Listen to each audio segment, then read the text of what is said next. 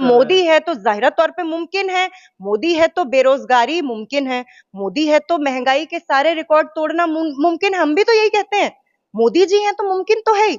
अगर मोदी है तो पक्का आपकी हालत 2014 से पहले कुछ और थी। जाहिर तौर पे 2014 से पहले भी इस देश की मेहनतकश आबादी की हालत बहुत अच्छी नहीं थी, लेकिन 2014 से लेकर अब तक अगर आप आंकड़ों पर निगाह दौड़ाएं, और अभी सरकारी आंकड़ा खुद बता रहा है कि अक्टूबर में 10.1% जो है वो बेरोजगारी दर थी। हाँ, हिंदू राष्ट्र इस तरीके से बन रहा है कि उस हिंदू राष्ट्र में टाटा, बिरला, अंबानी, अडानी की चांदी है, और बाकी की जनता, चाहे वो हिंदू हो, चाहे वो मुसलमान हो, चाहे वो किसी भी मजहब को मानने वाली या नहीं मानने वाली हो, वो पेट पे पट्टी बांधकर पूंजीपतियों के तिजोरियों को भरेगी अपना हाड़ गलाकर। यही है राम राज्य। और इसी देखिए, राम राज्य तो इन्हें भी नहीं बनाना है। इन्हें भी यहाँ पर इनका मकसद क्या है? इनका मकसद है, चाहे वो राम राज्य का मसला उठाना हो, चाहे वो राम मंदिर का मसला उठाना हो, चाहे वो कभी पाकिस्तान और चीन का मसला उठाना हो। क्यों अडानी जी का इतना इन्वेस्टमेंट चाइना में है? वो इतने बड़े राष्ट्रभक्त हैं।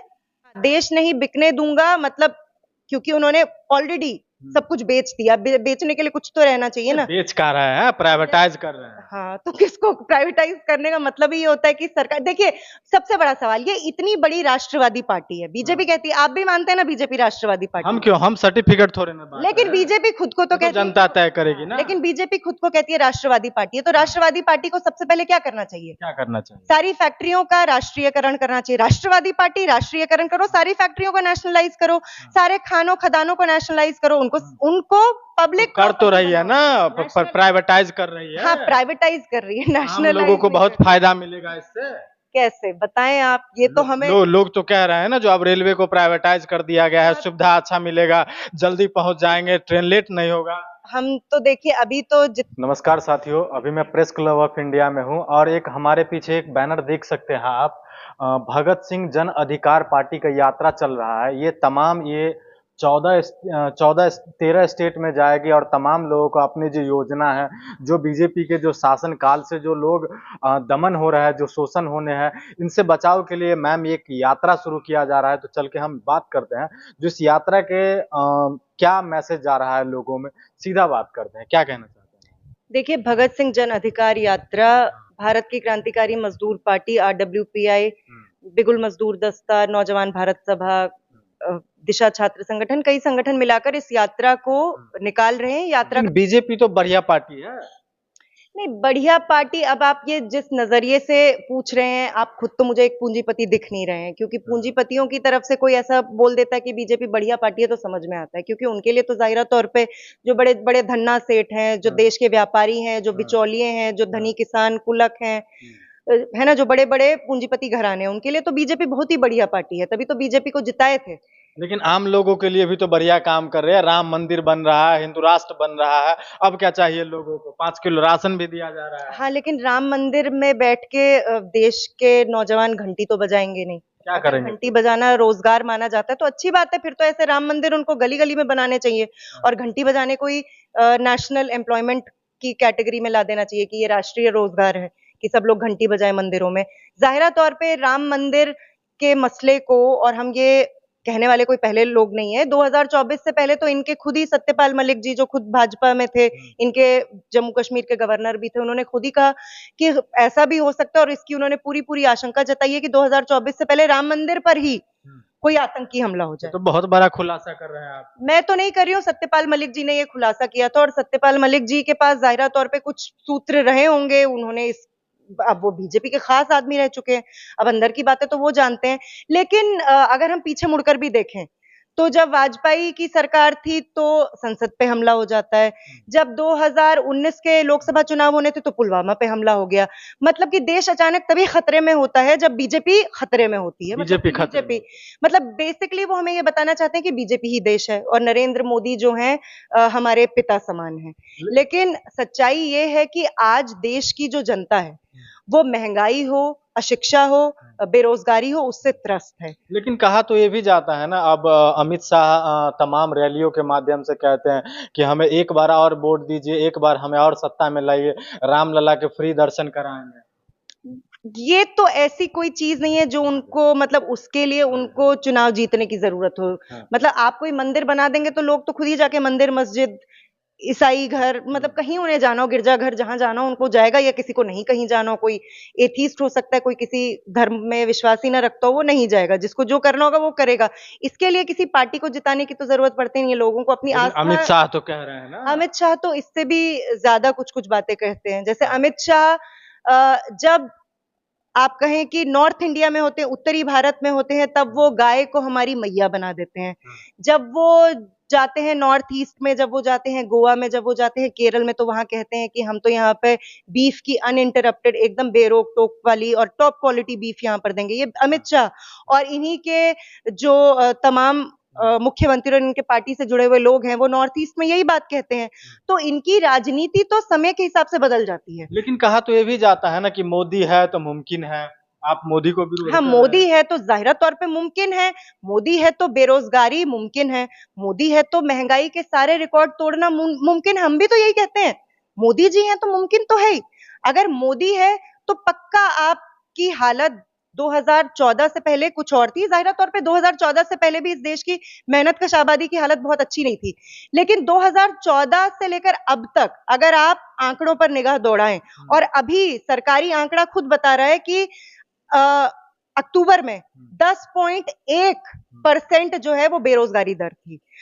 सरकार लेकिन क्या हुआ हिंदू राष्ट्र तो बन रहा है ना। हाँ हिंदू राष्ट्र इस तरीके से बन रहा है कि उस हिंदू राष्ट्र में टाटा बिरला अंबानी अडानी की चांदी है और बाकी की जनता चाहे वो हिंदू हो चाहे वो मुसलमान हो चाहे वो किसी भी मजहब को मानने वाली या नहीं मानने वाली हो वो पेट पे पट्टी बांधकर पूंजीपतियों के तिजोरियों को भरेगी अपना हाड़ गलाकर। यही है राम राज्य। और इसी देखिए राम राज्य तो इन्हें भी नहीं बनाना है। इन्हें भी यहाँ पर इनका मकसद क्या है। इनका मकसद है चाहे वो राम राज्य का मसला उठाना हो चाहे वो राम मंदिर का मसला उठाना हो चाहे वो कभी पाकिस्तान और चीन का मसला उठाना हो। क्यों अडानी जी का इतना इन्वेस्टमेंट चाइना में है। वो इतने बड़े राष्ट्रभक्त हैं।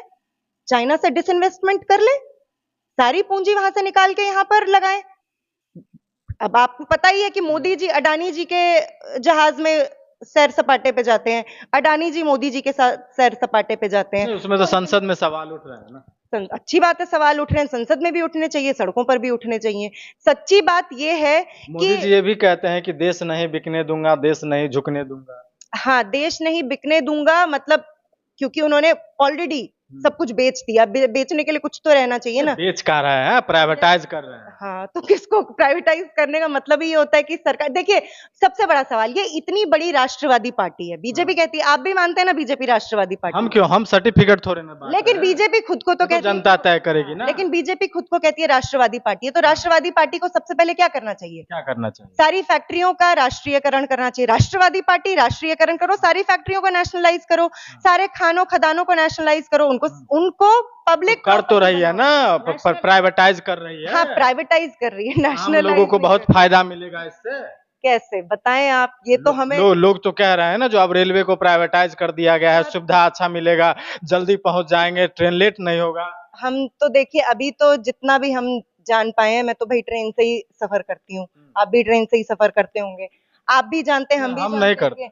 आप भी जानते हैं हम भी जानते हैं कि रेलवेज में पिछले आप देख सकते हैं कि 10 सालों में जो नौकरियां हैं वो 10 लाख से ज्यादा नौकरियां खत्म कर दी गई हैं। इसी तरीके से बीएसएनएल हो एमटीएनएल हो एचएएल हो जो तमाम बड़े सरकारी महकमे हुआ करते थे एलआईसी हो एयर इंडिया हो सब कुछ बेच डाला। तो कुछ तब भी हर हर मोदी घर घर मोदी है।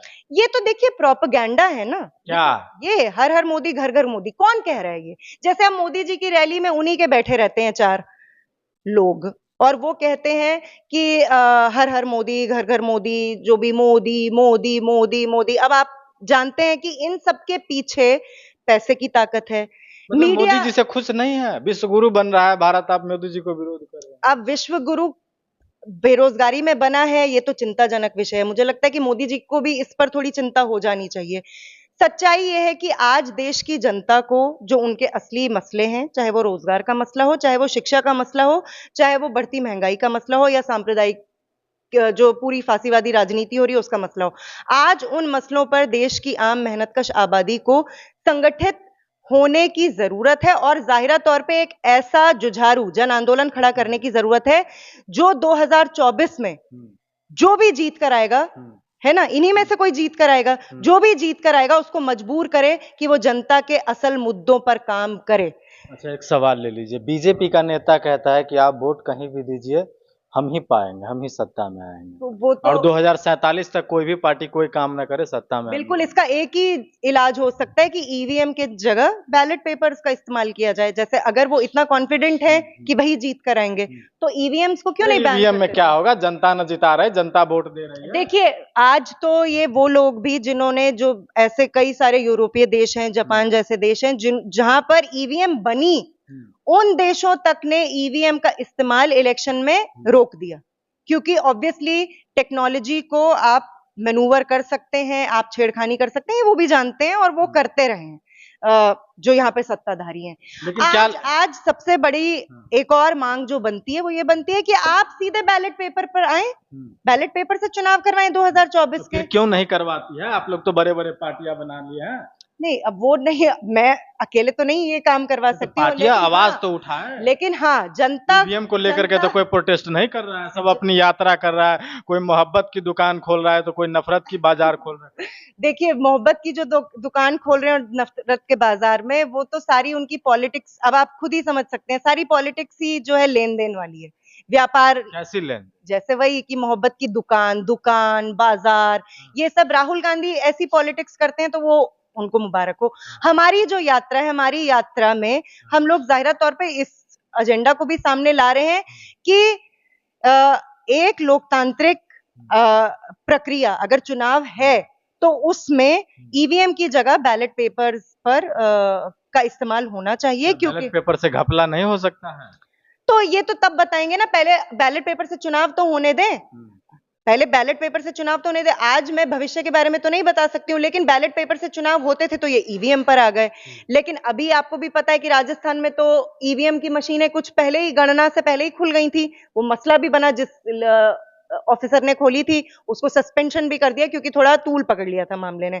तो ये जाहिरा तौर पे एक ऐसी व्यवस्था में जहां पर पूंजीपतियों का मुनाफा सर्वोपरि है और जो राजनीतिक व्यवस्था है वो भी पूंजीपतियों की हिफाजत कर रही है, उसमें ये बात सच है कि बैलेट पेपर भी आ जाएगा तो कोई 100% गारंटी नहीं है कि तब चुनाव में धांधली नहीं हो सकती। बिल्कुल, इसकी तो संभावना से कोई इनकार नहीं कर सकता है, लेकिन ईवीएम में जितनी धांधली हो सकती है वो बैलेट पेपर के जरिए नहीं हो सकती। ये सर्वसिद्ध बात है, ये मैं नहीं कह रही हूं, ये तमाम एक्सपर्ट्स हैं जिन्होंने कहा है, जो तमाम टेक्नीशियंस हैं, जो इस फील्ड में काम करने वाले लोग हैं, उन्होंने पहले ही कहा है कि ईवीएम्स में छेड़खानी की, टैंपरिंग की गुंजाइश कहीं अधिक है। इसलिए उन्होंने खुद ही ये प्रस्ताव रखा था, ईवीएम नहीं बैलेट पेपर पर वापस आना चाहिए। एक लास्ट सवाल है मेरा जी, भारत के जो आम लोग हैं, जो मेहनत कष्ट लोग हैं, जो मजदूर कष्ट लोग हैं, उनको आप क्या मैसेज देना चाहते हैं? क्योंकि वो अपनी वोटिंग राइट्स को अभी तक नहीं समझ रहे हैं, कहीं ना कहीं हिंदू राष्ट्र के नाम पे या 5 किलो राशन के नाम पे या इस देश में मुसलमान टाइट है उसके नाम पे वोट दे देते हैं। आप उस पे क्या कहें? मैं तो यही मैसेज देना चाहती हूँ कि भगत सिंह जन अधिकार यात्रा पूरे देश में आपके इलाकों से गुजर रही है। मैं तमाम ऐसे मेहनतकश दोस्तों को, तमाम मजदूर साथियों को, छात्रों को, नौजवानों को यही कहूंगी कि आप इस यात्रा का बढ़ चढ़कर भाग बने, इसमें हिस्सेदारी करें, क्योंकि ये यात्रा आपके मसले उठा रही है, ये यात्रा ठोस व्यावहारिक मांगे उठा रही है। ये जो हम चार्टर भी पेश कर रहे हैं, ये कोई शेख चिल्ली का सपना नहीं है, ये पूरा हो सकता है, बशर्ते कि हम संगठित हों, बशर्ते कि हम एक ऐसा जन आंदोलन खड़ा करें जो किसी भी चुनावी पार्टी के लिए चुनौती बने। तो मैं तो यही मैसेज देना चाहती हूँ कि ये यात्रा 10 दिसंबर से जो बैंगलोर से शुरू हो रही है और 3 मार्च को दिल्ली में समाप्त हो रही है, इसमें बढ़ चढ़कर हिस्सेदारी करें और इस यात्रा से जुड़ें। शुक्रिया। पूरी बातचीत पर आप लोग अपनी अपनी प्रतिक्रिया जरूर दें। कैमरा पर्सन बॉबी के साथ द फायर दस्तक, दिल्ली।